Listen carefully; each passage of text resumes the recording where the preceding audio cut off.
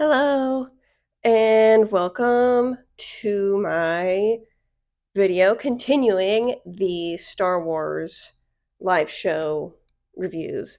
Since I made my last video, which, well, it's technically two videos, but since I made that big chunk of a video, two things have come out that fall within the umbrella of the Star Wars live action shows. So we updating, and we are adding new shows to the list, new reviews. So yeah, let's get going. Yes. See, I'm working on transitions. Don't get used to it. So yes, I finally watched Skeleton Crew. Let's get into it. Okay, so yes, I did finally watch Skeleton Crew, and I wasn't going to do it at all.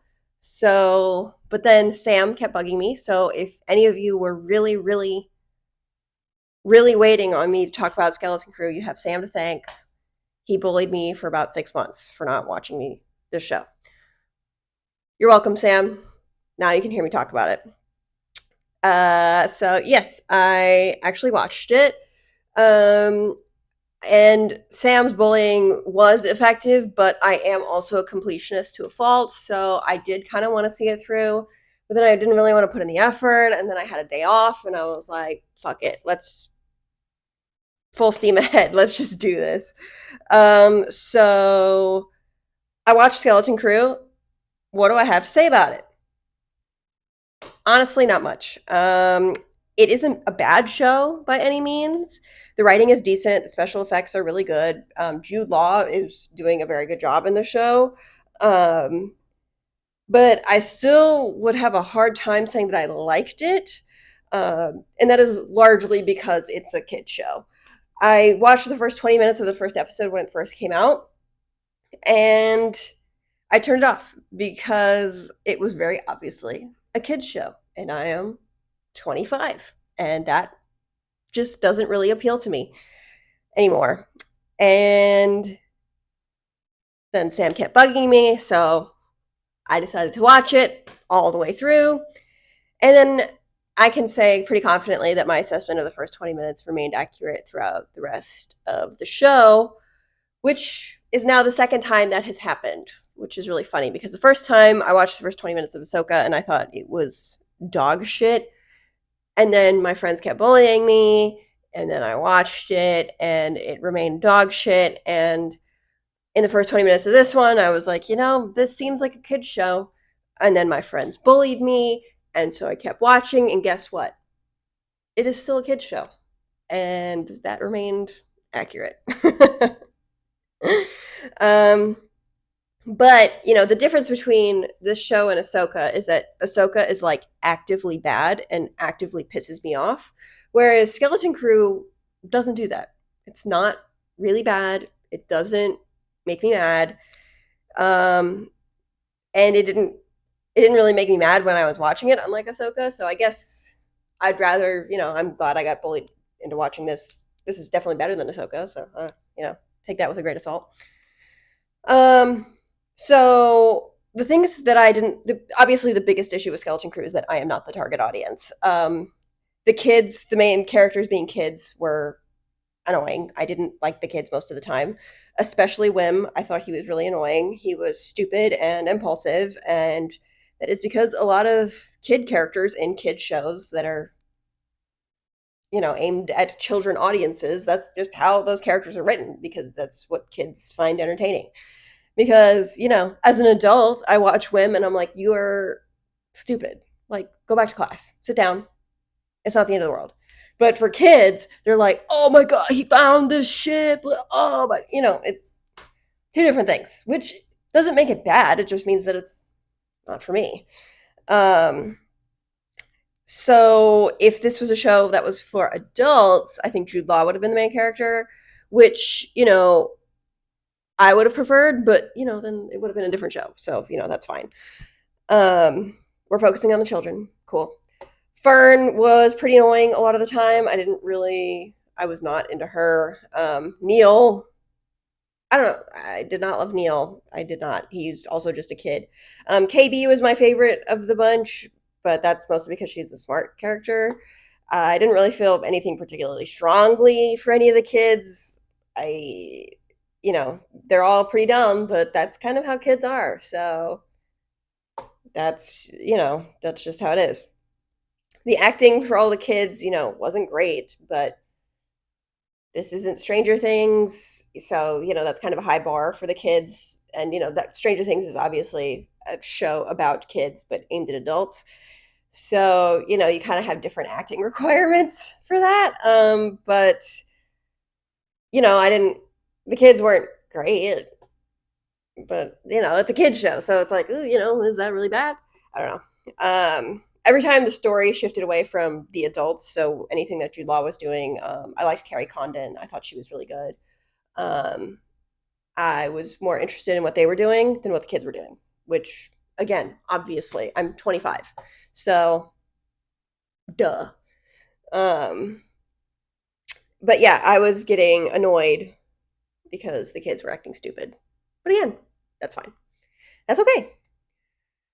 Jude Law's character was actually my favorite part of the show overall. He was really interesting. Jude Law, he was acting very well. Like you could tell he was putting his whole pussy into it. He was really trying. So I gotta tip my hat for that, definitely. I thought his character was really interesting. He's a pirate who has the Force, who was taught a little bit by a Jedi, but not much before she died. Um, and he was poor and scavenged and worked his way up through a pirate crew. He values money over absolutely everything, which makes sense given his background. I thought that we were going to do the really cliche story with him, which is where he meets these kids and learns the errors of his ways of piracy and stealing or whatever and becomes a good guy, which I would have been fine with. Again, it's not like the show blew me away. I didn't have high expectations. But, and so he did act like that in episode 4, which was why I was kind of like, here we go. Like, we're going down the path where Jude Law, changes his mind or whatever. Which is kind of weird that they did that in episode 4, kind of given what happens later. It's like he very obviously has a change of heart in episode 4, and he like does the right thing and like gives money to these like the other side of the war to like get their animals back, I think. Yeah. And then it's like he's just like it's like no big deal. He's just like, yeah, of course, like I gave them money and then we could end the war and then you wouldn't have to have children soldiers. And he's like, and then everyone hugs him and they're like, oh, okay, cool. And I was like, okay, so that didn't take very long, like for him to change his mind. But it's a little strange that they had that in there, given what he does later. But maybe it was meant to be so that it would be more surprising. If so, then they did a good job. But um, yeah, I did like kind of how his story played out. I wish that Jude Law was in a story geared more towards adults, but again, that's just me. Um, it would have been cool if we saw him not with children who are a little stupid, but that's whatever. I think he represents. I think he represents some really cool ideas. Someone with a force who exists very much outside of the Jedi and Sith discussion, who only works for himself, but doesn't use the force like the Sith do. I thought that was really cool and not something that's been explored a lot in these Star Wars shows and movies. So I thought that was a really cool piece of the show. I was interested whenever Jude Law was on screen because I truly wasn't sure what they were going to do next. And I kind of kept waiting for the other shoe to drop. Like every time he betrayed them, I was like, every time he betrayed the kids, or like, I was like, he's going to come around. And then he didn't, which was pretty cool, honestly. I kept waiting for him to come around and then he didn't. I liked it. Yeah, so, I do think that is one of the benefits of these Star Wars shows is that we are kind of, exploring a little bit more with the Force outside of the Jedi and Sith discussion, which I think is pretty cool. But yeah, again, he is limited in this show. I think he's a really cool character, and I think that we could have had a lot more with him, but because he's in a kid show and he's not the main character, and all that whatever, he doesn't get. He's got potential that he doesn't live up to, but again, that is because he is in a kid show. So, not really his fault. The other character that I really enjoyed was SM33. Having a character named Smee in a pirate show is very cute. I wish him and Jude Law were in a show for adults. I also wish that Carrie Condon was in a show for adults because as soon as I saw Carrie Condon, and I love her in Banshees of Inisherin and F1, so I was like, when I saw her, I was like, oh my god, her and Jude Law need to fall in love. Like that would be such a cool story. Like he's a pirate and illegal, and she's kind of uptight or whatever, and like super obsessed with school. And I'm like, oh, that would be so juicy and yummy. But then that's not really where the story went. So I was like, whatever. We want to focus on the kids on the spa planet. Like, if that's what you want, like, I wanted to see something interesting, but I'm not 10, so what do I know? Okay, overall, the show is cute. It's not offensive, it's not bad, it just did not engage me, an adult, very much. The adventures they went on were cute, and the episodes themselves are pretty consistent. Episode 4 was definitely the worst. But again, it wasn't like horrible compared to the rest of them. Um, I don't have much to analyze here because everything is pretty straightforward. It's a show for children. I suppose I don't know if this show was trying to be for adults too. There was definitely a line here and there where, or like a joke, which I would have guessed would be for like the parents watching. Like Jude Law makes a concubine joke, and I was like, "Whoa, am I missing it? Is this really a show for adults?" And then women would start talking, and I'd be like, "Nah, no, this is not a show for adults." I think that was just a joke thrown in there for the parents, which is cute. I always appreciate that. Um, and also for the extreme Star Wars fans like Sam. Um, and Star Wars, does absolutely have things that are aimed at both kids and adults. There's that animated like Rise of the Resistance show, which is obviously, just for kids, which is great. Love that. That's fine. I'm not mad about that. Um, I'd say that everything in Star Wars is generally aimed towards everybody, towards kids and adults, except for Andor. But they're, kids shows don't have to be just for kids. There are some kids shows that ascend that title and become, fantastic on their own. Obviously, the biggest example of that is Avatar: The Last Airbender, a show that when they were making it, they had an audience in mind of 6 to 11, which in retrospect is kind of hilarious. The legacy of that show is one carried on by adults nowadays, despite the start of the show being very kid friendly. The rest of the show is very mature and smart. Um, that I would not recommend that kids 6 to 11 watch Avatar. They definitely will not pick up on all the ideas that are there. Um, I watched Avatar for the first time when I was 18 and was incredibly engaged. I have stayed that way through my many rewatches, and I would not say that Skeleton Crew achieves that high honor of being a kids show that kind of transcends its target audience to be something great. I think that might be what it was trying to go for. But, if it's trying to go for a kids show that, appeals to adults as well and it kind of misses and it's just entertaining for kids, hey, you still won.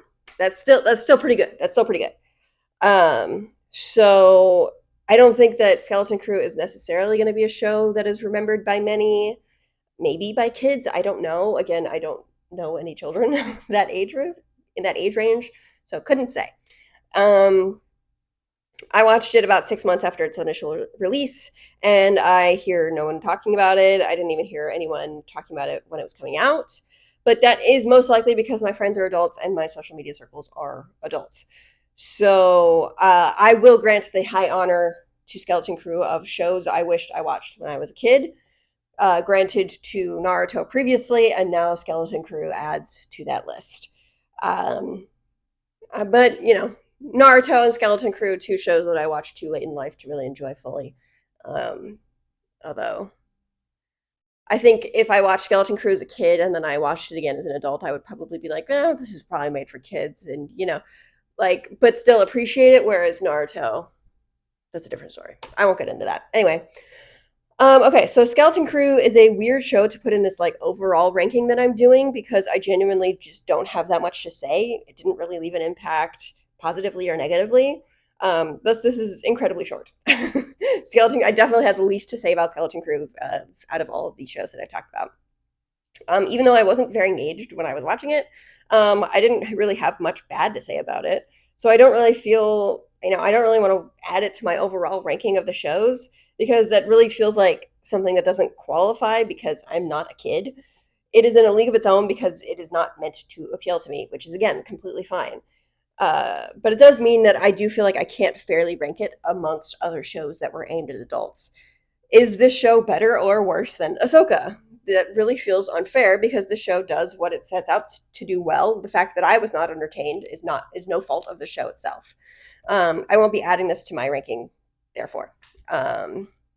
Yeah, giving it that special award of should have watched it as a kid, but that's it's better than most of the stuff that's on Disney Plus. I would honestly say that it's better than like Boba Fett or Ahsoka. Um, you know, even though I was still kind of bored watching it. But again, not the show's fault. Okay, we're moving on back. We're in the big leagues now, fellas. Andor season 2, which is really funny that I am talking about it directly after Skeleton Crew, because it is. I consider like Skeleton Crew and Andor like on the complete opposite ends of the Star Wars spectrum in terms of target audience. Okay, okay. Skeleton Crew, again, very much for kids. Andor, very much for adults. Definitely a funny mix to be talking about in the same PowerPoint, especially considering that these are the two most recent things of Star Wars that have come out. And we're not getting any more Star Wars, I don't think, for the rest of the year. So very funny that the Star Wars live action projects from 2025 are Skeleton Crew and Andor. Okay, so I watched Andor season 2 as it was coming out, obviously, and was planning on writing something closer to when it had actually come out. But I was so locked into every episode that I wasn't taking notes. And episodes came out in the middle of the week when I had work, so I didn't have time to write anything. I was squeezing in these episodes because it was coming out in 3 episode batches, and I would work late usually, and then I would have to squeeze in episodes before I got to work the next day so that me and Sam could talk about it. But it was like, yeah, I just did not have time to write about it, and I was really locked in, and I just wanted to enjoy it. So, I sat down and rewatched season 2 for this so that I could take notes and kind of organize my thoughts and everything. So I've seen Andor season 1 twice now and Andor season 2 twice. Just to have a complete picture of everything. Okay, so when I reviewed Andor season 1, I kept talking about how hard it is to review something that is so good because it feels so repetitive to talk about everything being good. That feeling kind of carries on to the season 2, but this is noticeably longer than my season 1 review. Okay, so so the one thing that I feel like I always need to bring up when I talk about Andor is the cinematography, because the cinematography is really good in Andor. Watching season 1, it was kind of a surprise that the show looked as good as it does because I was not expecting the show about Cassian Andor to look as good as it did. And then the season 2 came around, it was no longer a surprise. I expected the show to look really good, and it lived up to that. It remains really good, really beautiful. It's amazing how expensive the show looks, and I was like, are they just like balling on a budget and making this look really good? And then you find out afterwards that the budget for both seasons was $650 million. It's like, yep, okay, that makes sense. They were not balling on a budget. They actually had quite a substantial budget for 2 seasons of TV, but it really fucking shows. Like, you can really tell that they use their money wisely. Like, everything looks incredible. I mean, they have so many like real sets. I use this picture from the like kind of behind the scenes featurette that they would do, but it's like, they built the fucking TIE fighter to like get that shot. Like, they built it. It's so cool. Really cool. The sets, the costumes, the scale, everything. You can really tell how much money went into it. They have, big, beautiful practical sets, expensive looking CGI, no complaints in the visuals department. Very glad that Disney actually decided to spend money on this show, because, while I think that the crowning achievement of Andor is its writing, the fact that it looks really good too like really sent like completes the package.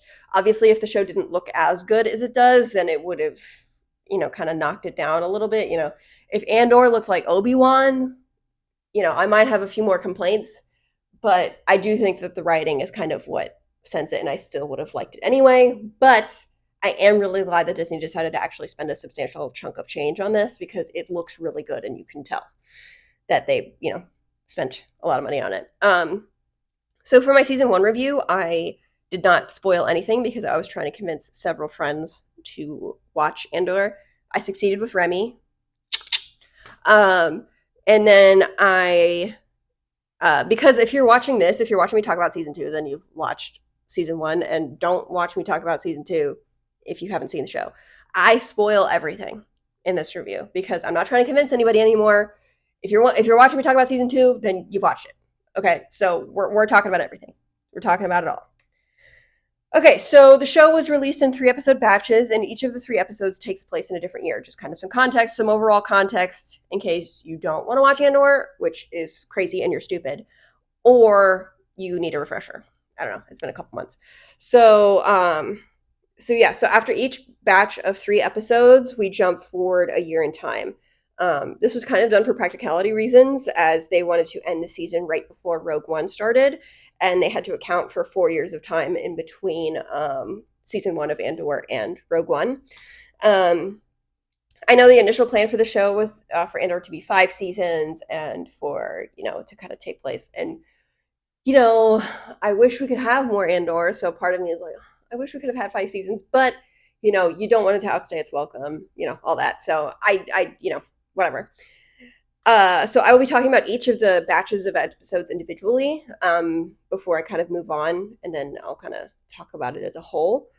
I also talk about Rogue One at the end because it felt appropriate to kind of talk about the end of the Andor saga.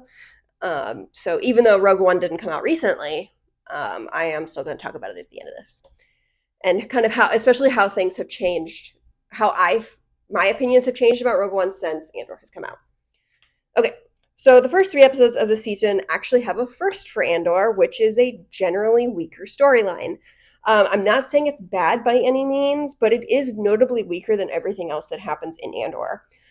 So Cassian's plotline in these first 3 episodes is where he steals a new TIE fighter, and when he goes to hand it off to someone else, he finds that contact dead and the Maya pay rebels everywhere. I liked Cassian stealing the TIE fighter. That felt like a lot more like classic Star Wars than anything that happened in season 1, which I was totally fine with. Yeah, obviously I love Star Wars, so I was very entertained. It was very cute, very fun.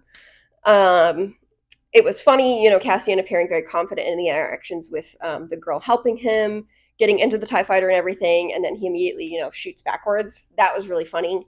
Him kind of bouncing around felt very Star Wars. It was cute. It was fun. But then, when he lands on what is later revealed to be Yavin 4, it all goes downhill. The interactions with the Maya Pay rebels feels goofier than the rest of the show. All these grown men arguing about stupid things, fighting over pride, and people getting killed. They're starving and acting accordingly. They resolve their big fight through rock, paper, scissors. Gon approved.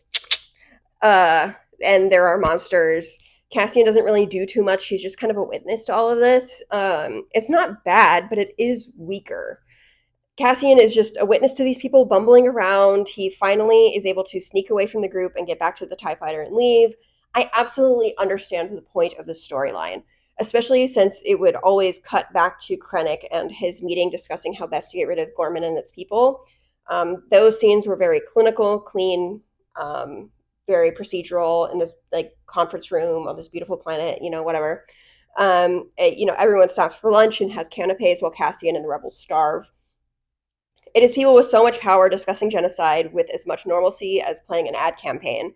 It accomplishes its goals very well. It highlights how unorganized and ill-equipped the rebels outside of Luthen's circle are. It shows how well-equipped and organized the Empire is, how ruthless they are. I do really like all of the parallels and tension it creates. I do still think that it is comparatively weaker, though. I just wish that the tone for Cassian's part of the story wasn't quite so goofy or comedic. If they had done the same thing and made it all a little bit more miserable, I would have been a lot happier. But again, maybe I'm saying that because I do kind of like miserable, bleak stories. So, if you watched these, if you watched this storyline and you thought it was good, then that's great. That's great. For me, I just think that, tonally it wasn't quite as consistent with everything else that happened in the show. Um, so, I'm not saying that like it had to get really dark. I'm not saying, in my opinion, Rebels need like cannibalism. Like I'm not saying that. But I am saying that maybe they should have not quite acted so much like frat bros. Though I also do understand that that's the point. It's conflicting. The writers accomplished what they set out to do, but I do still think it is totally inconsistent with the rest of the show. Didn't fully work for me, even though I do like the goal that it accomplished. I understand that Star Wars itself is a bit goofy, and that maybe that's what inspired them to make this a little, make the tone a little bit more classic Star Wars, especially with Cassian stealing a TIE fighter that's very Han Solo, and then on this planet with these rebels, very Return of the Jedi, which Return of the Jedi is, basically everybody's least favorite of the originals. But, everyone still likes it. It's still good. And I do think that it accomplished, what it was setting out to do. I just wish it wasn't quite so goofy. But yeah, that's kind of my complaint a little bit here. The other main storyline that was happening in these first three episodes was the wedding plotline, and that is fantastic.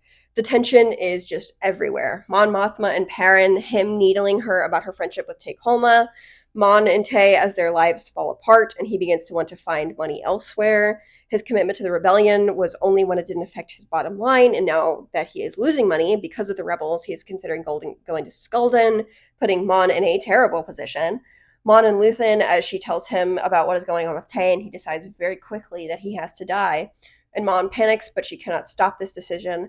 Mon and Lita, who have no idea anything else that is going on, but Mon feels just such immense guilt for putting her in this position. Lita rebelling against her mother's liberalisms by swinging into conservatism and tradition, hating her mother for not giving her the attention or time that she needs, not understanding why her mother has been so distant her whole life. When Mon offers her an olive branch and Lita says that she wishes that she was drunk, it's such a slap in the face. Everything around Mon is falling apart, and there's nothing that she can do to salvage any of it. Her daughter's rejection of her husband becoming even more distant, the project that she's been working on causing the death of her oldest friend, losing trust in Luthen because of how quickly he decides people need to die, and it all ends with her getting drunk and dancing because she just cannot handle anything that is happening over the past 3 days. And it's just so good. It's this just really beautiful falling of like dominoes, and everything in Mon Mothma's life is just terrible and falling apart. And she's hiding it very well. And she puts on these beautiful outfits and she goes out and, she's doing what she has to do and do this big, beautiful Chandrila wedding. And it's so good. It's so good. And, I feel like, weddings are, we've gotten a lot of really great stories and TV and weddings, obviously I think of Succession. But this is a really, really good wedding story. I love it. I love it. Okay. Mon Mothma is absolutely one of my favorite characters in the show, and she just gets so much time to shine and be so interesting. I'm obsessed with every one of her outfits until she gets to Yavin. R.I.P. She is just serving an impeccable amount of cunt. Like, all of these outfits are insane. I'm obsessed. We never see Lita again after these episodes, and I'm just dying to know what happens to her. How was her marriage? Did she see her mother's speech at the Senate about Gorman? Did she care? Did she ever come to understand what her mother did? Did she remain close to her father? Was there ever a time where she thought back to her mother's offer to run away at the wedding and empathize with her? Did she ever regret not taking that offer? Who does she grow up to be? I just think that Lita is so interesting, and I wish we had gotten to know more about her. Also, shout out to Perrin.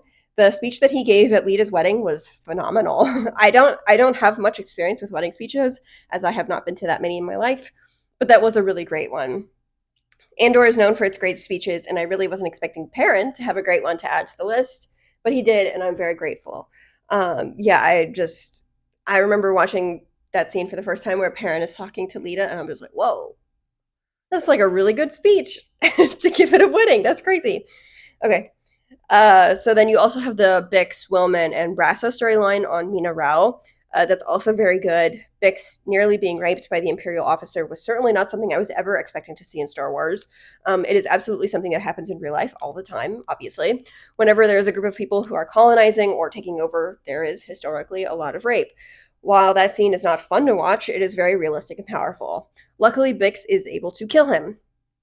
Before this, Bix was being tormented by dreams of Dr. Gorst, but it seems like she's still able to function. Like she's able to get up and go to work, even if she can't sleep at night. In the next batch of episodes, we see how deep the toll of everything that has happened takes on her. But right now, we just see this incredibly timely story about how illegal immigrants just want to work and be safe, how susceptible they are to rape and other hardships. And Bix, Willman, and Brasso were happy to just hide and be mechanics for farm equipment. But the Empire wanted to disrupt a system that had been working well just for the sake of it. Obviously, when they made this, they didn't know how relevant it would be, especially as these episodes were airing around the same time. There were the ICE protests in LA.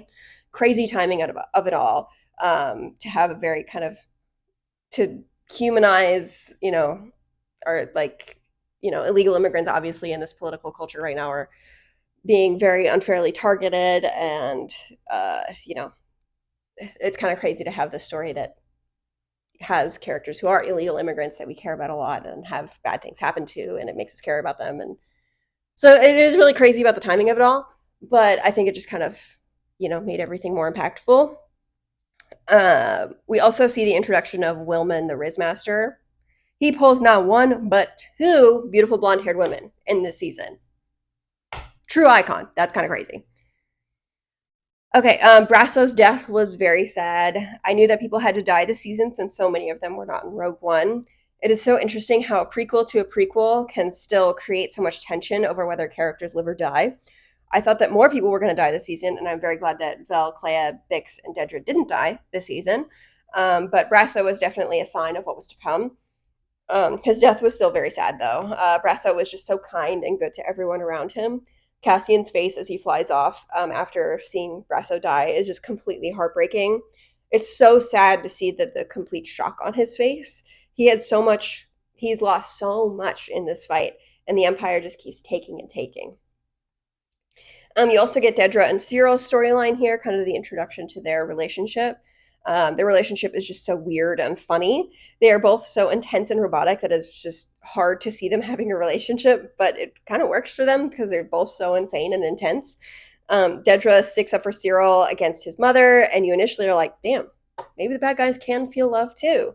And then you kind of see what Dedra's end goal with Cyril is, and you're like, okay, so she did love him, but it did not stop her from manipulating and using him for evil.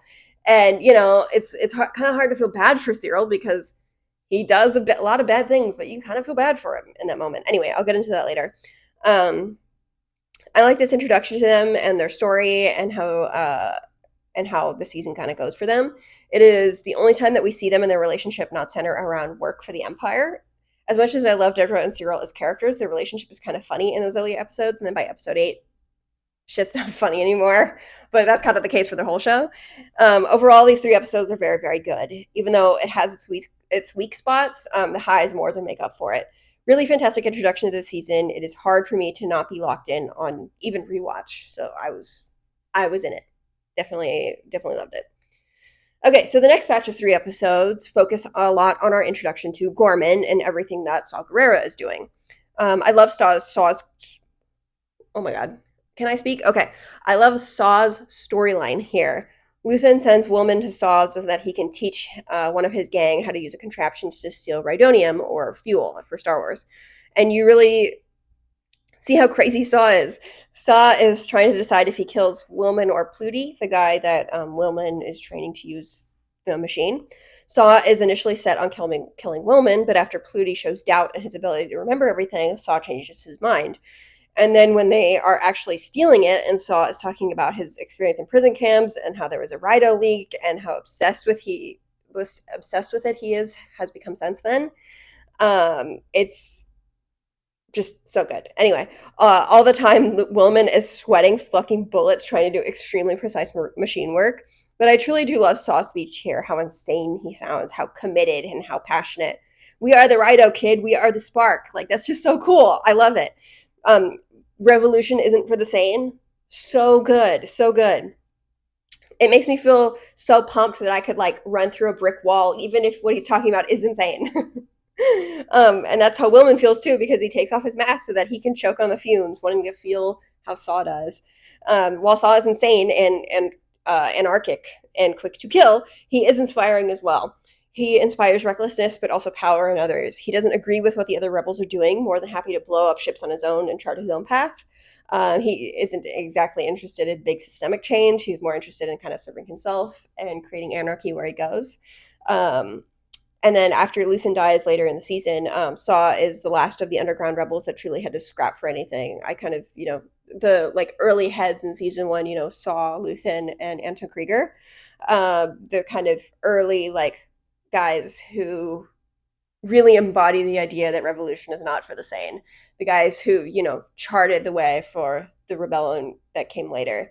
And yeah, it's really cool to have, kind of think of Saw as like the last of the dying breed that was necessary in the beginning, but no longer needed as the Rebel Alliance gets more organized. Um, and there isn't really somewhere for someone like Saw to go, but he was still absolutely crucial in these early days. But in the moment where they're talking about Rido, it's just Saw, Willman, and a spark of something bigger than both of them. And I just think that's really cool. Okay, so we also see Bix and Cassian's relationship. You could tell that they have feelings for each other in season one, but now you get to see how they actually operate in a relationship, and I really love it.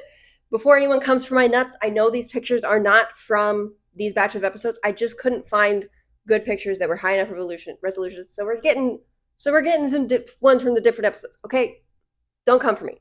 Anyway, so I really do love their relationship. You definitely sense, they were exes in season one, and you can tell that they kind of had still something there. But you get to see how they actually operate in a relationship, and I just love it. They are so tender and kind with each other. They love each other a lot. The issues that they have in their relationship is Cassian being too paranoid or protective, and Bex being frustrated with not being able to live normally. The arguments that they have feel very real, and they aren't done without love either. We really get to see how much Bix is struggling. She has vivid nightmares of Dr. Gore. She can't sleep. When Cassian goes to Gorman, she is unable to sleep so much that she starts taking a drug to help. We see her on the mattress just watching a talk show that is mindless, and it distracts her, which, by the way, the talk show reminded me very much of Panem in the Hunger Games, which I'm like, that has to be intentional because the styling of the characters was just so the capital, which, really drives home the ideas of class that they're kind of exploring here, which I think is really cool. But yeah, when she's like on the bed with the gun and she just looks so exhausted, it's just it's painful, but it's real. And when Luthen came back to check on her and sees that she is unable to be of any use to him, they're both kind of disappointed. Cassian gets pissed when he hears that Luthen went to Bix and didn't tell him. Luthen knows that both of them are more valuable to him separate than together.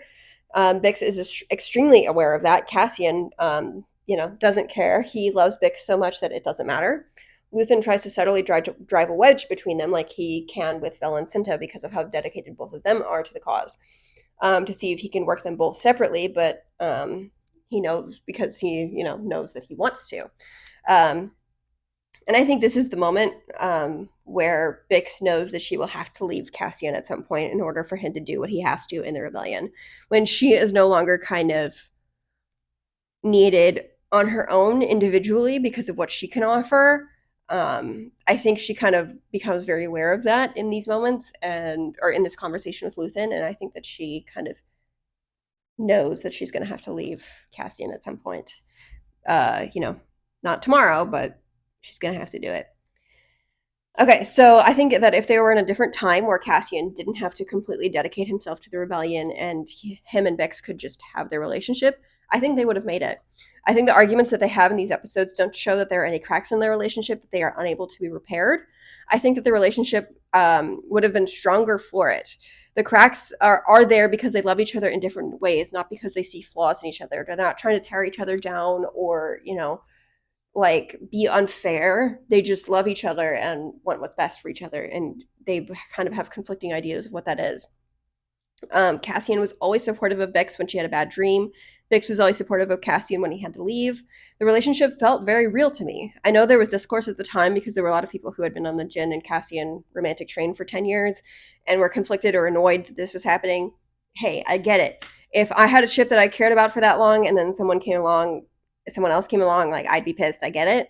But I never really cared about Jin and Cassian as a romantic pairing, probably because I don't really like Jin that much, which I will get into later.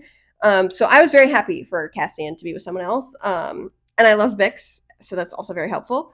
I also love how these 3 episodes ended with Bix and Cassian working together to kill Dr. Gorst. That seemed to alleviate some of Bix's inner turmoil, which how could it not? It is really funny though because I've clearly been. If you saw my last video, I've been very Last of Us 2 brained.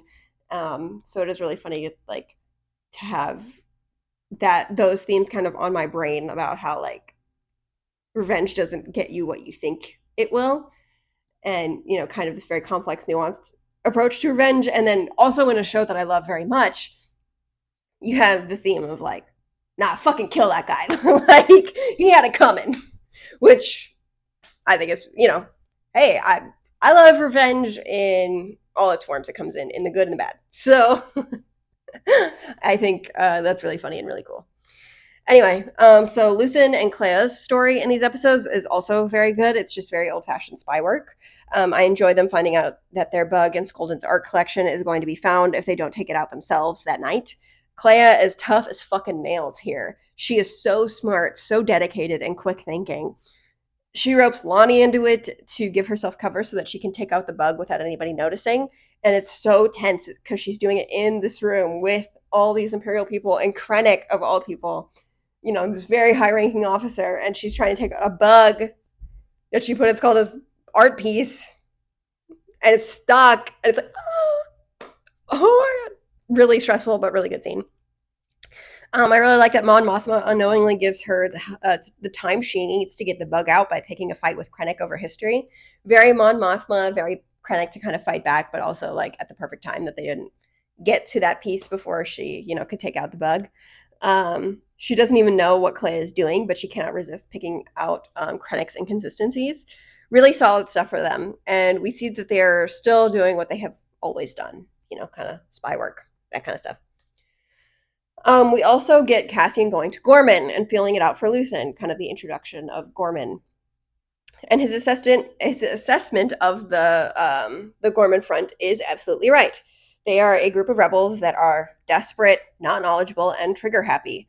When the girl whose name I forget met Cassian in the cafe before they were kind of supposed to, he knew right away that this wasn't something for Luthen to get involved in. He knew that their desperation was going to lead to something big going wrong, which is exactly what Dedra wanted and planned for. Cassian was careful. He was there for a few days, and he knew that this was going to go bad. Luthen didn't listen and sent Velen Cinta to kind of stoke the flames. Luthen wants Gorman to burn because it will burn brightly, which is not kind of Cassian's goal, but that is Luthen's. The Empire and Luthen want the same thing, but both of them think that it will have opposite outcomes. The Empire thinks that Gorman burning will show the world how strong the Empire is, while Luthen thinks it will inspire people to fight. Vel and Cinta go. They help the Gorman front steal the weapons from the Empire, and Cinta gets killed. Not because of the Empire, but because of the Gorman rebels brought guns when they shouldn't have, got into a fight with someone he should have ignored, and accidentally shot Cinta. Cassian knew that any kind of involvement would go poorly. Maybe Luthen knew that too. Luthen wants mistakes on Gorman. He probably would have preferred Cinta not to die, given how dedicated she is. But he knew that Vel and Cinta, if he knew that Vel and Cinta were planning on being together, he probably would have wanted one of them to die anyway, because he doesn't fuck with that. Luthen lives by the same rules that Robert De Niro does in Heat. Don't have anything you can't walk out on in 30 seconds if you feel heat coming around the corner. Which he does live up to. He destroys the entire operation and then kills himself when Dedra finds him. Devotion. But Luthen expects that same mentality from everyone, which disappoints him. Cinta had previously lived like that too, but if she was going to change, he wasn't going to be happy about that. I like the introduction to Gorman here. You see all the mistakes that they make. You see how out of their depth they are. You see how desperate they are. You see how they are just normal people trying to get back, but that the Empire choked them so tightly and so quickly that it made them want to fight back, but they didn't do it right because they've had no history of really needing to fight back. It doesn't, go as Dedra hoped that it would in the end. Or I guess, Dedra is semi-disappointed by the outcome, but the Empire, Krennic, they're very happy with the outcome. So, perspective. So my biggest criticism of the season is the structure. Everything in the jump from, especially in the jump from episode 6 to 7. The 3 episodes being a year is a good idea and it helps us accomplish a lot in a single season, but it does lead to a lot of holes that I wish were filled. It also leads to a feeling of kind of being disjointed and not fully cohesive as a season. Even though season 1 was segmented and broken up into different arcs, it still feel like it all flowed. The jump between years can feel very abrupt at times this season, especially here. In episode 6, the rebellion is about exactly where we expect it to be. It's disjointed, still doing a lot of spy work, nothing organized. We're really only focused on Luthen. Then in episode 7, we have a fully formed and operational rebel alliance on Yavin 4. Now, I know that this was a necessity for the show. I understand that we have to get to this point by this episode. If the Yavin base was formed like a week before Rogue One, that wouldn't have felt right.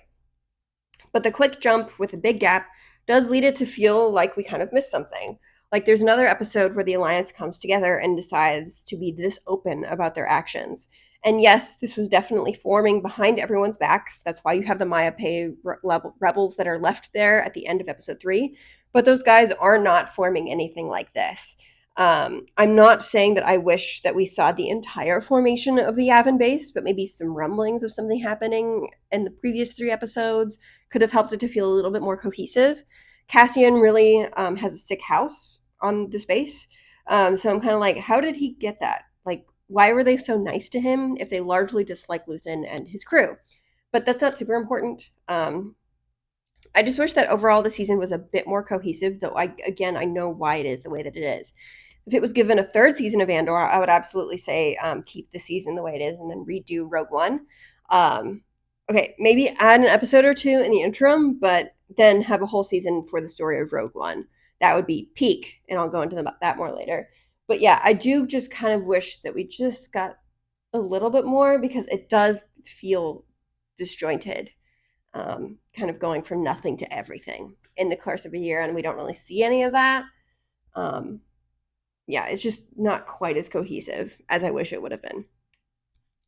Okay, so the next batch of 3 episodes, so 7 through 9, that's when the season really starts cooking with gas. I mean, I have loved the previous 6 episodes, but this is when the payoff for all of the things start to get that were built up throughout the show start happening. My criticism of the time jump, maybe making things feel disjointed, actually only applies to the Rebel storyline. The Empire and Gorman, I'm just fine with the time jumps. I think that the year between Cinta's death and the massacre, just fine. It is good that we see how they fight back and then how the Empire deals with them. I really like that the show has a creative kind of Force user as well. Sorry, I'm jumping around a little bit. But yeah, so I do like the I do think that the like kind of time jump and lack of cohesion only exists for the Rebel storyline. I think for Gorman, it's fine.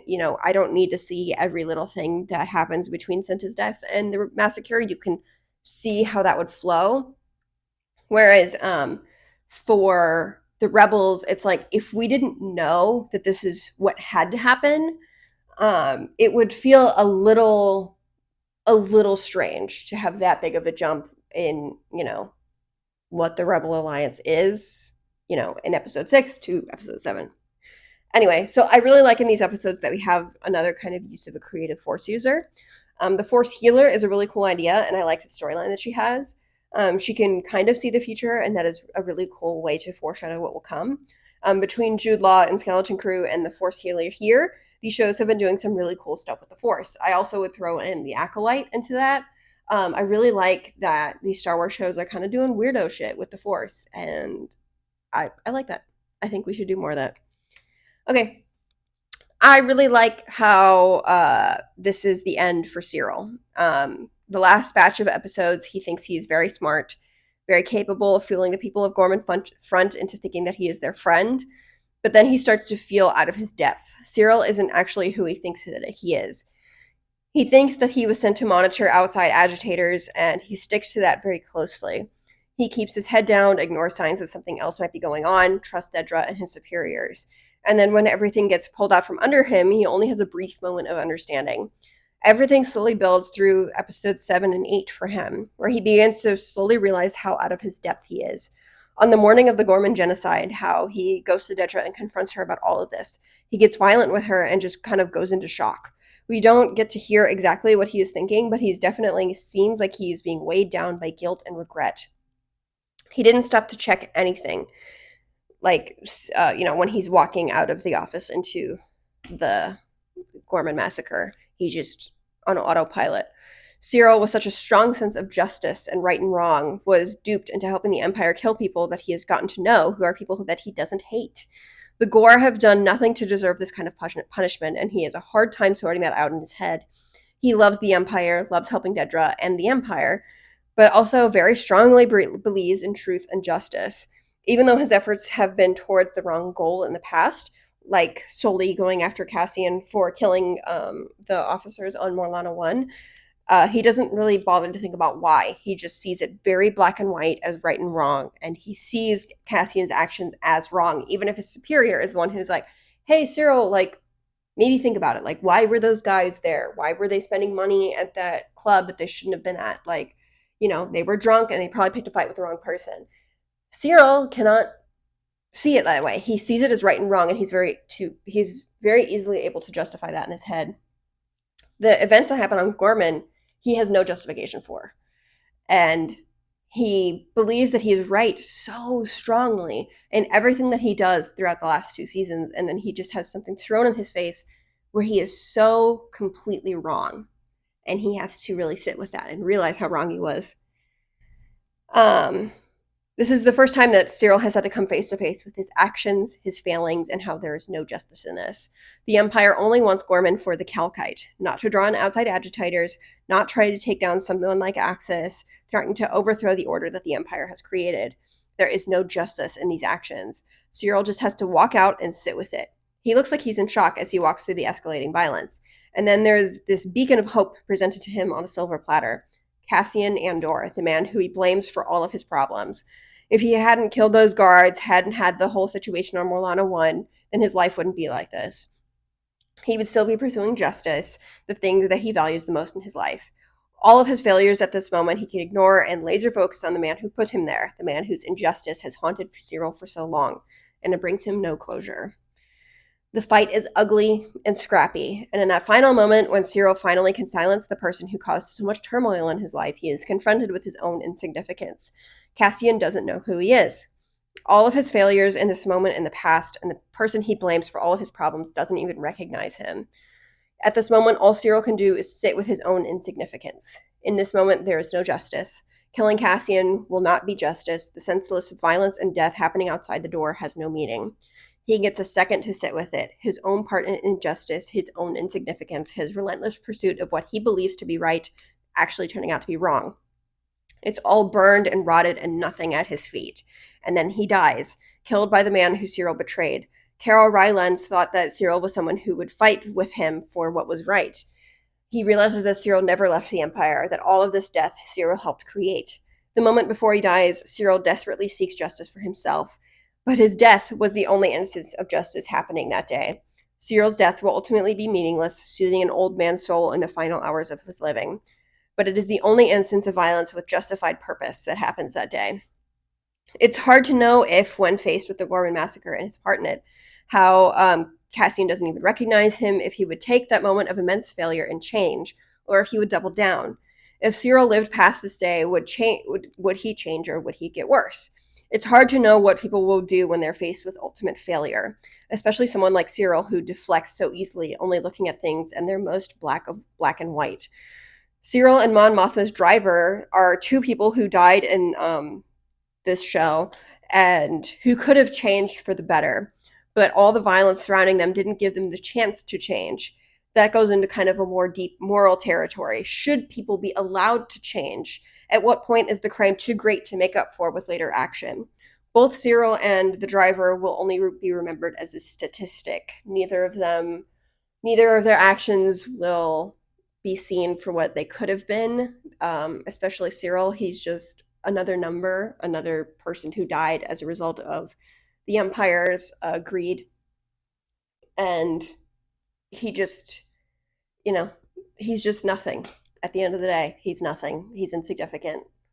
And that bothers him. That would bother him quite like egregiously. That would drive him crazy. So I think that, it's really interesting to look at Gorman through Cyril's perspective, just because I think Cyril is a really interesting character. And I think that his death is also really interesting. The ideas that it brings about. And yeah, I think it's really cool. Okay, obviously everything that happens on Gorman has a lot of real world ties, especially since, again, not long after these came out, there was the ICE protests. There was a lot of protesting in this current political climate, so all the Gorman stuff felt very relevant and timely. But what makes it so engaging is not just because you are watching all these people get killed, but because of the smaller scale stories that are happening at the same time. The whole of episode 8, especially when the fighting breaks out, just kind of feels like a punch to the gut. Wellman and Cassian saying goodbye to each other, thinking that this is going to be it, whereas Wellman goes to find his girlfriend Drina, and Cassian can't. Drina calling out for help, and no one comes. Death is just everywhere. Then there is a bit of levity with Cassian meeting K2SO. That is a nice bit of like, hey, I know that guy in the middle of all of this like misery. It's hard to talk about episode 8 because it speaks so well for itself. It's just a really long episode of prolonged sadness and death, and it's just a really fantastic episode of TV.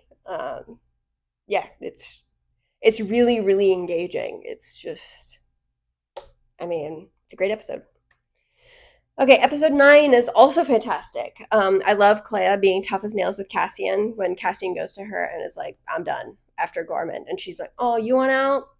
Poor baby. No. That was very fun.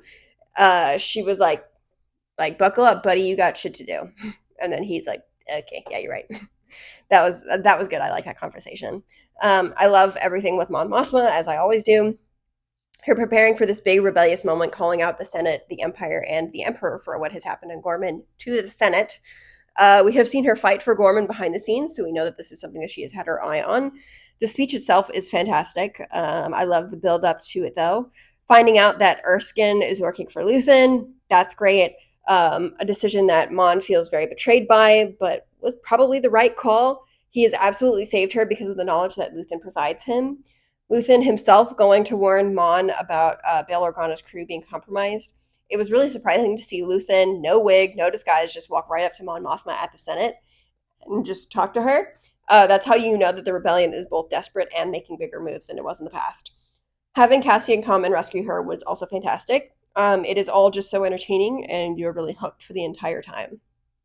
But you know that both of them will be okay, but it is still really gripping. Seeing all this made me think of Lita again. I wonder how she's doing. I wonder if she saw the speech. I really am curious if Lita saw Mon Mothma's speech, and I wonder how she felt about it. Um, and I wonder if she Lita like understands Mon Mothma's position, if she becomes a mother at some point, or if Lita dies like before she can even get there. I don't know, but I think Lita is really interesting. Okay. And then the ending of episode 9 just really knocks the wind out of me. Bix choosing to leave Cassian is just so sad. I kept expecting her to die, but her leaving is just so much sadder. She knew that Cassian loved her too much, would give up too much for them. She knew that he had a greater purpose, that she needed to remove herself from the equation, especially knowing that she was pregnant. The message that she leaves to him is just heartbreaking. I loved the visual connection too between Cassian standing outside of the door and him standing outside the ship when he was a kid. This moment when Bix, when he sees the message that Bix left him, where she, tells him that she's leaving him because he has to be a part of something bigger, and that when it's all over, that they can be together. I love the kind of visual connection between Cassian standing at the door here, and then when Cassian is a kid and he's going onto the Imperial ship.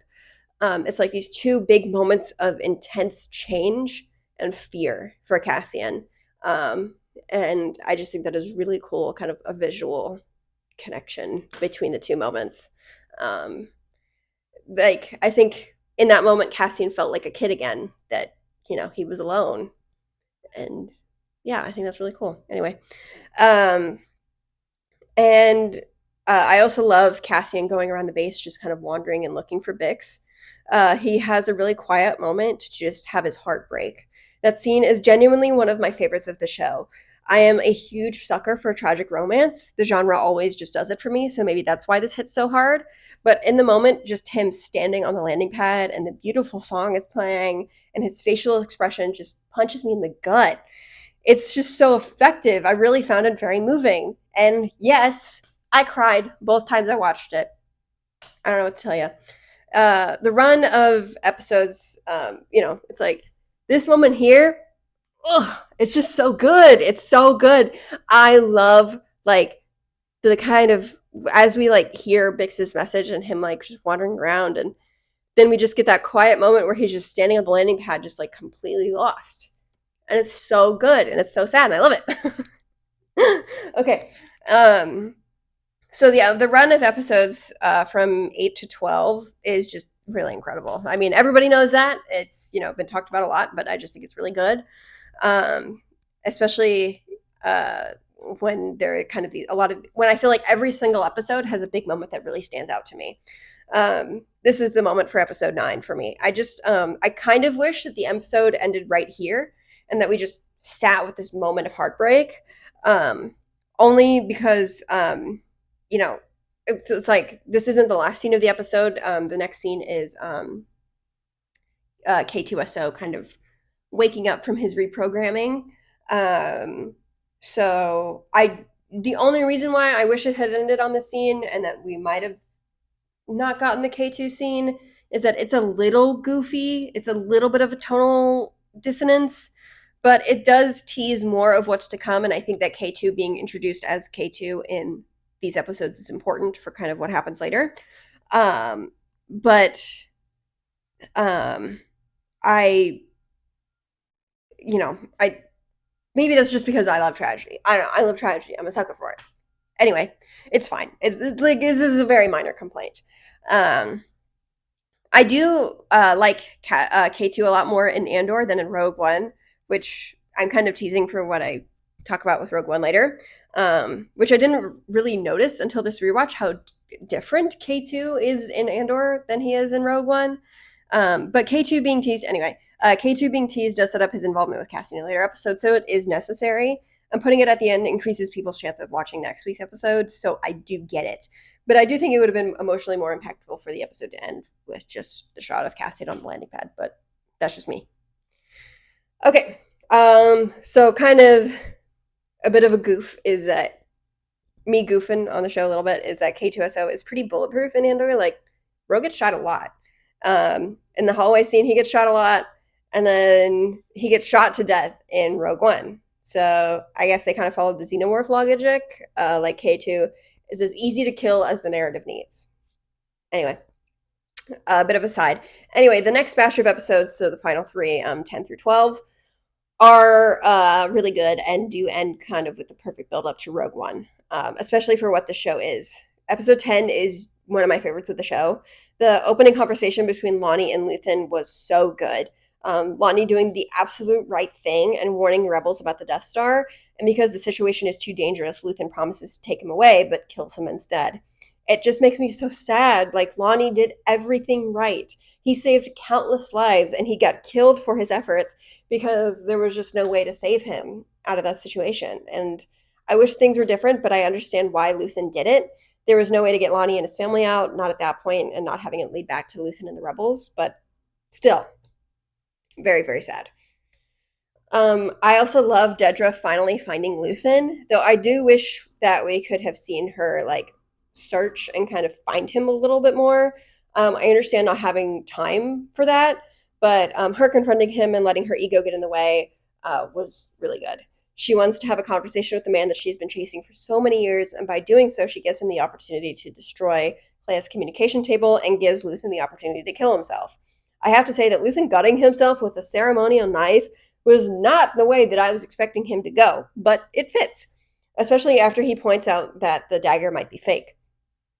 Taking himself out with a piece of potentially fake history, fitting for a spy master. I love how we then see Clea and Luthen's backstory. They have just known each other for such a long time, and so much longer than I would have guessed. I love seeing Clea's desperate need to fight back and Luthen's understanding of the violence that comes with it. He gives her the bomb detonator as a child and says, blow up those Empire people, and Clea is headstrong and adamant that she can, but Luthen shields her from that harsh reality, taking it on himself. In the end, that's what he does, sending Clea away so that Luthen takes the fall for everything, even though Clea is just as responsible as he is. Their backstory really makes me feel for them. You feel how neither of them really want to be in a situation, but they have to fight. For them, there is no other option. Even being together, Luthen clearly did some kind of crazy damage to Clea's home planet. You know, that's how they met. If not killing her parents. So they are together because they have no other choice, but then they really build something real between them. And they like genuinely care about each other, and it's really cool. It's really cool. I love Clea sneaking through the hospital to kill Luthen. She is so smart and so capable. She isn't afraid to get her hands dirty when she has to, and it's always fun to watch her be so smart and sneak through the hospital, killing all those guards and bombing the ships. And then she finally gets to see Luthen, and she kills him kindly, just disconnecting his machines. She gives him a kiss on the forehead, an affection that she would never show him if he were alive. Everyone has been hurt by Luthen along the way, and Clea knows and loves him despite it all. It is very touching to see this moment of farewell between the two of them. I just love Clea so much. She really got a lot of time to shine this season, and I think that it is better for it. Luthen's death also made me sad. He was a very good character, and I wish that he was in more, but it was his time to go, which is sad. Dedra got arrested and interrogated because of the several laws that she broke to get the Death Star information, and which she was getting so that she could find Luthen. I love the scene of Krennic interrogating her. He's such a diva. That scene was very fun, but also very crazy to see Dedra finally getting in too much trouble for Partagaz to help her.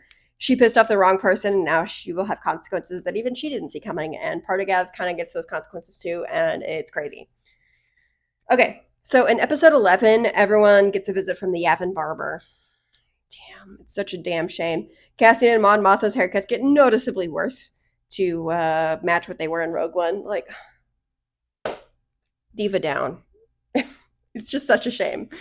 I really like how the episode opens with Cassian, K2, and Melshi playing cards together. It's very cute. Also crazy to think about how Cassian and Melshi were in prison together, and now they made it here. Then Willman comes in and tells Cassian about the signal that they both think is Luthen, asking for help, but it's actually Clea. I really love this episode. Cassian talking to Clea at the apartment. She's frantically telling him everything about the Death Star, and he's like, okay, that's fine, but you can tell the rebellion yourself. And she's committed to dying. It's really touching how Clea had just accepted death by this point, but slowly becomes okay with being alive. She doesn't know what to do now that Luthen is gone, and she can't be the same spy that she used to be. I love that Cassian is so determined to get her back. He will not lose anyone else to the Empire. K2 is also very funny here. I enjoy him just bodying everybody. Him using Dedra's assistant as a human shield, that was crazy. This was all just really entertaining and really tense. We know that Cassian, K2, and Melshi will be okay because they're in Rogue One. But I was pretty sure that Clea had to die. So I was very scared that she was going to die this whole episode, and I'm very glad that she didn't. I liked Cassian taking her back to the base and him trying to convince the rebel leaders about the Death Star and no one believing him. I thought that scene was really good. Episode 12 really just builds up to Rogue One. I really like that Vel and Clea have a reunion, and Vel basically stops Clea from killing herself. I like the two of them. I like the idea of the two of them healing together. I really like how the show puts everyone in the place they need to be for Rogue One. The montage at the end made me cry the first time I watched it. It just really moved me. I like that we never find out what happened to Cassian's sister, also. It feels really realistic that he would have no way to look for her, no way to get information. He can't abandon what he's doing now. But I do like that we leave that open. I think that's really cool. I like that Dedra is in prison. That also feels like a very fitting end to her story. And yes, I do like that Bix has a baby. I know that some people don't like that, but I do. It gives me hope that things will be okay, that life goes on, that even though Cassian is about to die, people who love him will always remember him, not for what he sacrificed, but for who he was. I like that Bix, who knew and loved him the best, is there to carry on his memory. It gives her decision to leave a lot more weight to it. It made the ending even more sad, knowing that Cassian will never get to meet his child. I really liked it. It made the ending of the show less bleak, which I think is what they needed. Knowing that all these characters we love are marching towards their deaths, at least there's something for us to hope for and what the future can be. Cassian has more of a reason to fight than he even knows. He will always fight for Bix. He will always honor her sacrifice. But it is bittersweet to think of him dying for more than he even knows. It is so sad, and I really liked it. So the core themes of Andor are obsession, dedication, and love. Every one of the main characters in Andor feels and expresses love. Love is both a weakness and a reason for fighting.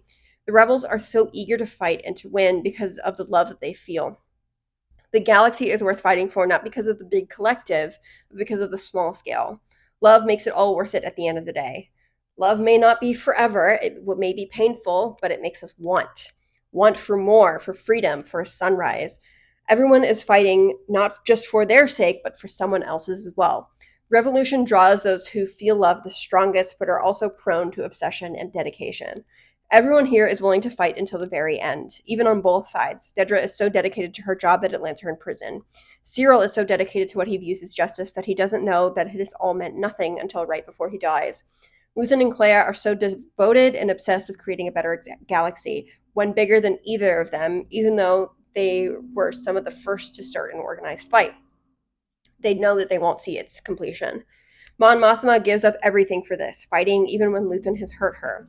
Saw wears his obsession on his sleeve, seeing everyone else in the rebellion as not being as devoted as him. Everyone in the show loves, obsesses, and fails. It is a show that has so much humanity at its core, understanding that humanity can be both beautiful and ugly. Love can justify horrors and great change. All of the characters are so fleshed out and natural. They have a rawness and realness to them. I love how much of a slow burn this show is. It allows us to truly understand the characters and feel for all of them, even the Empire. The Empire has created a cycle of eating itself. Its most dedicated people are not exempt. Cyril loves the Empire and gets killed. Dedra dedicates her life to it and is put in prison. Partagaz runs a tight and successful ship and dies. Krennic is in charge until he dies. Everyone is disposable and a machine that is big and impersonal. Cassian got lost in the system in season 1. They were searching for him even though they already had him. And in season 2 shows all the Empire people getting lost in it too. Despite the humanity of the people in the Empire, the machine is too big and evil. It eats and eats until there is no one left. Even though I do think that season 2 is not quite as cohesive as season 1, and that the Cassian plotline in those first 3 episodes is a little weak, it doesn't stop Andor from being genuinely one of my favorite TV shows ever made. I will love it forever. It just moves me very deeply. Okay, so my original plan was to just leave it here, but when I first watched season 2 of Andor, I rewatched Rogue One for the first time since I had seen it in theaters, and I found that I actually had a lot more to say than I thought. I watched it again kind of to take notes, and it felt right to finish the Andor story off with Rogue One. People are generally in two camps when it comes to Rogue One post Andor. Some people say that Andor made Rogue One better by fleshing out these characters more, we care about them more, elevating the whole story. The other camp is that Andor is much better than Rogue One, making the flaws in Rogue One more obvious than they were without the knowledge of Rogue One. I am in the latter camp. I think that Andor makes Rogue One worse. I like Rogue One a lot less now than when I initially saw it. The one thing that is really great consistently between Andor and Rogue One is the cinematography. It remains great in both. Seriously, some of the best looking Star Wars that we have ever gotten. And yes, obviously the cinematographer for Rogue One was Greg Fraser, who has, done incredible things. But the cinematography in Andor also being very good is an accomplishment. And, the best thing about Rogue One, or, it's really nice that it's consistently very beautiful between all three things. So one of my issues with Rogue One is the pacing. We fucking fly through the first 20 minutes of this movie. We're on like 5 different planets in the first like 15 minutes. We have to introduce so many characters and accomplish so much that it just flies by. Which is very jarring when you have come from something with the patience of Andor. Another issue that I have, which is kind of surprised me was the music. Yes, this is something strange to complain about because the music of Andor is very much its own thing. It doesn't really have a whole lot of callback to classic Star Wars that much, and it has its own identity. It sounds like its own thing. You know, Niamos or past, present, future do not sound like traditional Star Wars, and I think that it is much better for it. I am the biggest Star Wars champion of individual projects having their own identities. I really like that Andor doesn't call back to classic Star Wars, and it wasn't something that I even noticed until I watched Rogue One again. If you go back and watch that movie, all you will hear is classic Star Wars music. It has a couple songs that are new, but the vast majority are Star Wars songs. And I do like the new songs, and while yes, it is a Star Wars movie, I also want it to have its own identity, especially coming from Andor that does its own thing. So the music just being very generic Star Wars just made it feel like just kind of generic Star Wars, and it bugged me. I seriously felt like a cat getting pet in the wrong direction every time a prequel or original song would play.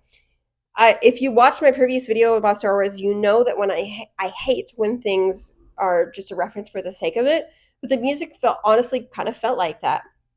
It was trying to be classic Star Wars when I wanted something new.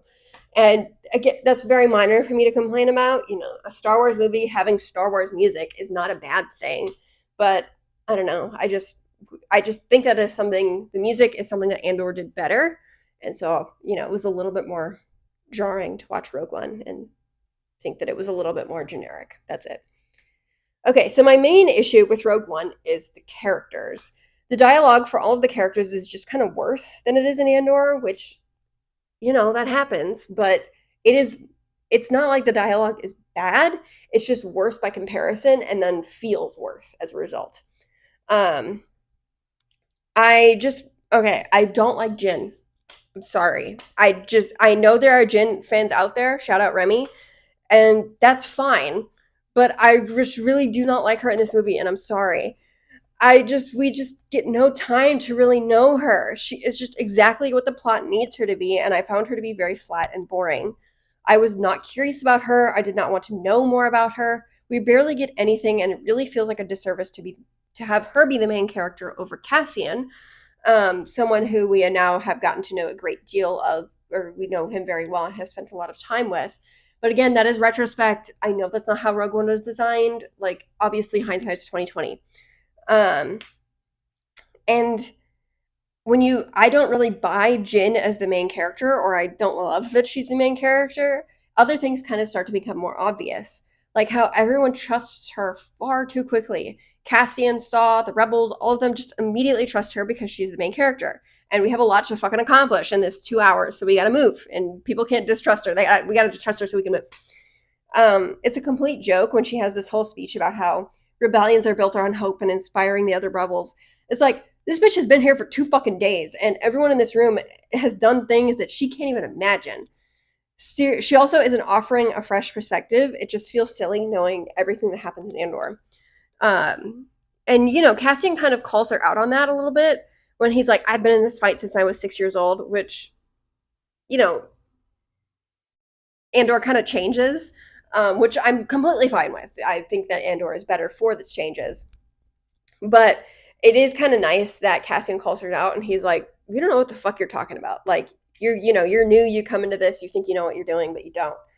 But then I like that, but then they don't really do too much with it. And it's like, it's like saying like, "Oh, the rebellion is real for you now when it's been real for me for my whole life, and you don't get to just pick and choose when you care." Kind of like, obviously kind of trying to mirror, or when Clea tells Cassian, like, "Get your fucking shit together, like, you gotta go rescue Mon Mothma from the Senate," like, that's kind of the same idea that Cassian is going for when he's talking to Jin, is like, we've gotta, like, we've gotta get going. Or, the rebellion is real and it matters and you have to fight. And, Cassian kind of calls her out on her, like, naivete, but it's just, it doesn't really go anywhere. And, Jin is just, she kind of changes, I guess, but it's more like she's not fully bought in, but also she is. And then it's just like, okay, now she's in it. So I don't know. it's anyway. So she also says. So Jin also talks about. She yells at Cassian after the whole Galen Urso thing. Um, and she's like, "You shouldn't follow orders just because they're orders," in reference to him like trying to kill Galen. Hey Jin, was that wrong? Was that a wrong order? I'm not so sure. You know, Luthen killed Lonnie, and that I think was sad, but it was kind of the right call. In this situation, hey, that's kind of the right call. Like, just because someone has to die and maybe they don't deserve to die doesn't mean that it doesn't service the overall picture. And I realize that's not easy to accept when it's your father, but shoot the messenger. I don't know. So, it's like, I don't think that Galen Erso would have been that valuable to the rebellion alive. And, it's like, I think that Rogue One and Andor kind of have two different internal logics. Um, in Andor, everyone has very gray morals. Everyone does bad things in the name of good. And then Rogue One is kind of trying to be a little bit more classic Star Wars, which is good and wrong. Like Cassian gets this order and, the story frames it as the wrong decision. But the thing is that in Andor, it would have been the right decision because sacrifices need to be made for when you're doing something as dangerous as rebelling against the Empire. So, it's like Jin feels very by the books. She feels very much like a classic Star Wars character. And then when she's thrown into situations that don't feel like they require a classic Star Wars character or a classic Star Wars character feels out of place, it just it draws it draws the attention to how that feels wrong or how that feels not quite as good as Andor, which has characters that are kind of built for the fight that they're in. And so having her when she was like, you're just following orders because they're orders, like you don't bother to think if they're wrong, right or wrong, which is hilarious. Like saying that to Cassian when Cassian has done nothing but disobey orders for the entirety of everything that has happened beforehand. It's like, babe, if he was doing it and he was judging the actions, it's fucking correct. But the thing is that Cassian doesn't kill Galen Erso, which I wish he had, because I think that Cassian from Andor would have killed Galen Erso. And I think he wouldn't really have thought twice about it because he would have been like, hey, we're not rescuing the guy and he knows too much. So he's got to die. He's got to die. And it's kind of the right call. So it's like, I don't know. It's like, it's like that moment is supposed to be Jin, like, really kind of buying into the rebellion, but kind of causing Cassian to question the leadership. And that's kind of what that moment is supposed to be in Rogue One as a vacuum.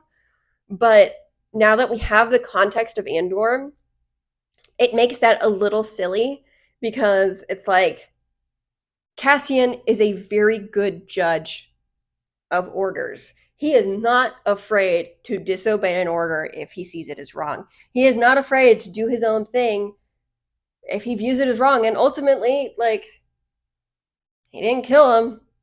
So I don't know what the fuck Jin's issue with him was there. But it's just, when you have a world that feels so fleshed out like Andor, and then you go to Rogue One that kind of follows a different logic system, it's just, it can lead to conversations like that where you're like, it feels a little silly. It feels a little bit like, Jin, you don't know what the fuck you're talking about. That's just kind of what it felt like. Anyway. Okay, so I don't really like any of the new characters that are introduced in this movie, and the only reason I like the characters that we know from Andor is because I know them from Andor. Galen, I don't, he's got a good speech, but like we don't really get to know him that well, and I think that's fine. But it's not like I love Galen Erso. I don't love the I am one with the Force and the Force is with me guy and his buddy. I don't remember their names. Riz Ahmed, any of them. I just don't really like them that much. And I don't think it's that the characters are bad. I just think that we don't get any time to get to know them. It's like the story. We just got to fucking move. So I wish that the story had less characters, especially when it is trying to accomplish so much in the plot. I wish that we just didn't have quite as many characters. Uh, and I think that Riz Ahmed and those two guys there, they kind of suffer the most for it. So yeah. Anyway, and then the characters that are in Andor are different in Rogue One, and all of them are worse for it. I did not like Saw in this movie. He acts very different than he does in Andor. And in Andor, you just see his descent into madness, his dedication, his insanity. It just goes deeper and deeper every time we check on him. The Saw in Rogue One would not have said that speech about Rhydonium. Like, this Saw is very normal. He is just a guy. When he tells Jin that he thought about her every day, like since he kicked her out, I had to laugh. The Saw from Andor absolutely did not give 1 second to thinking about Jin. Mon barely gets any time in Rogue One, which is fine. Can't judge her too harshly. K2 oddly bugged me, and that wasn't really what I was expecting. In Rogue One, he is basically C3PO who can fight. He is always talking about, like, the odds of things. Like, oh, Jin, if you let her keep a gun, the odds of her shooting you are very high. Or, oh, our odds of getting out of this planet are very low. Very C3PO. Which K2 and Andor does mention, like, odds, but nowhere near as much as he does in Rogue One. In Andor, he kind of feels a little bit more like his own character, whereas in Rogue One, he feels more like they just kind of made C3PO fight a little bit. Okay, so the one character who by far gets it the worst is Cassian himself. He really feels like a different guy here. He's introduced as a guy who follows the rules. He says he's never been to jail before. He trusts Jin immediately, and he doesn't kill Galen Erso. He is very by the books rebel captain. When he comes to Jin at the end with a crew of guys, it feels like him going against the rebel leadership is not something that he has ever done before. The Cassian from Andor disobeyed orders 2 days before he met Jin, went to prison for a long time, and would never ever trust Jin as quickly as he does, and would not hesitate to kill Galen Erso.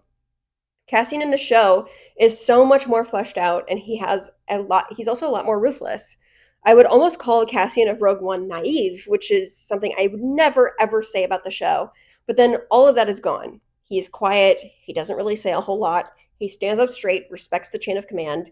He feels very flat and awkward in the movie as well, which I even hesitate to say because of how much I like him in Andor. And that does very much bleed over. I still like Cassian, but he's just a worse version of the character in every way. And it really makes me sad. He feels like a generic version of a rebel pilot, nothing really that unique about him. Whereas in Andor, you just care very much about this unique person that you've gotten to know so well. Now, there are some things that Andor did enhance in Rogue One, specifically Krennic. I think he gets a lot better in Rogue One after having seen Andor. Krennic getting kicked out of the Death Star after he tested it on Jeddah was just so awesome.